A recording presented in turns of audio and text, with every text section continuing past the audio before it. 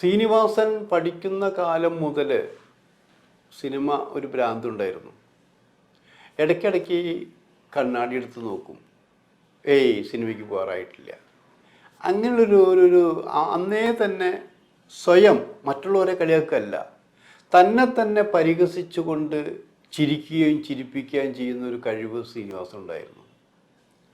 അതുതന്നെയാണ് താൻ പ്രണയിച്ച യുവതിയെ വിവാഹം കഴിക്കുന്ന കാര്യത്തിൽ സംഭവിച്ചത്. അമ്മാവൻ്റെ മകളാണ് എങ്കിൽ പോലും അതൊരു പ്രണയവിവാഹമായിരിക്കരുത് എന്ന് ആഗ്രഹിച്ചെങ്കിലും പ്രണയം തന്നെയായിരുന്നു.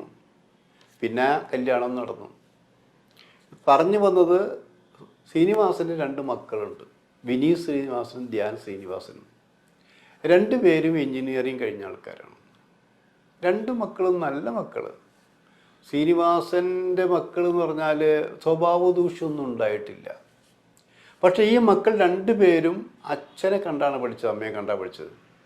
അതുകൊണ്ട് തന്നെ അവരുടെ 2 പേരുടെയും പ്രണയവിവാഹമായിരുന്നു.